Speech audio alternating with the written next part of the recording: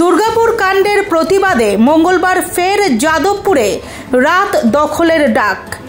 14ই October আবার রাত দখল অভিযানের ডাক দিল অভয়া মঞ্চের প্রতিবাদীরা। দুর্গাপুরে বেসরকারি মেডিকেল কলেজের ছাত্রীর গণধর্ষণের ঘটনার প্রতিবাদে আজ মধ্যরাতে রাত দখলে নামছে অভয়া মঞ্চ। মহিলা রূপান্তরকামী ও বৃহন্নলাদের মিলিত সংগঠন অভয়া মঞ্চের দাবি, বিভিন্ন পেশা ও সমাজের সব স্তরের মহিলারা আজ রাত 8টায় যাদবপুরে 8B বাস স্ট্যান্ডে জড়ো হন। অভয়া মঞ্চের সদস্যদের কথায়, রেপকে বলা হয় তার মানে উনি কতটা ইম্পর্টেন্ট না, উনি কতটা অক্ষম যে উনি ওনার রাজ্যের বেসিক রাইটস, সিটিজেনদেরকে রাইটস নিরাপত্তা সেটা দিতে পারছেন। আর এই রাত জাগা বা ধরুন রাত জাগার যে কর্মসূচি বা প্রতিবাদ, সেখান থেকে কি ফলাফল হয়েছে? ফলাফল এটাই হয়েছে যে এইটুকু আমরা বুঝতে পেরেছি যে অনেক মানুষ আছে যারা তাদের রাইটস নিয়ে সোচ্চার, যারা ছিলেন না তারা তাদের রাইটস নিয়ে সোচ্চার হয়েছে।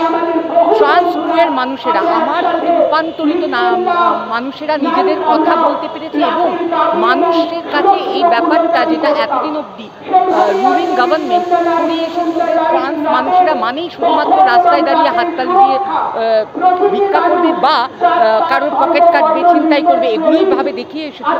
সেই জায়গা থেকে বেরিয়েছে এবং অনেক মহিলারা বেরিয়ে এসেছে। সাধারণ মহিলারা তার নিজের সুরক্ষার অধিকার নিয়ে বেরিয়ে এসেছে। এবার একটা জিনিস মাথায় রাখতে হবে, একটা আন্দোলন, একটা প্রতিবাদ, একটা রাইটস পেতে কিন্তু অনেক সময় লাগে।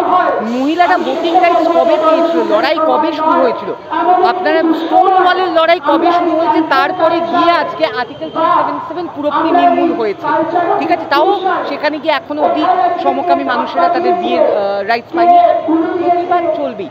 আমরা যদি ভাবি যে একদিন সমস্ত ধর্ষক মরে যাবে, সেটা নয়, কিন্তু হ্যাঁ, মানুষ এটা বুঝতে পারছে যে রুলিং গভর্নমেন্ট, আমাদের মাননীয় মুখ্যমন্ত্রী মমতা ব্যানার্জি কোনো একটা জায়গায় গিয়ে ধর্ষকদের প্রশ্রয় দিচ্ছেন, ধর্ষকদের আশ্রয় দিচ্ছেন।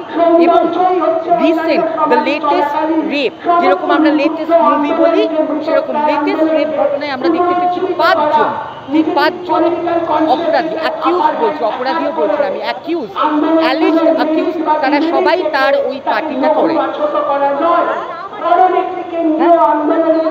আচ্ছা, আমি বন্যা, আমার নাম বন্যা কর, আই এম অ্যান HR, আর আমি টুকটাক লেখালেখি করি। আর আবারও বলছি, মানে এটা যেহেতু আজকে নারী আন্দোলনের বা নারী, I am a proud trans woman.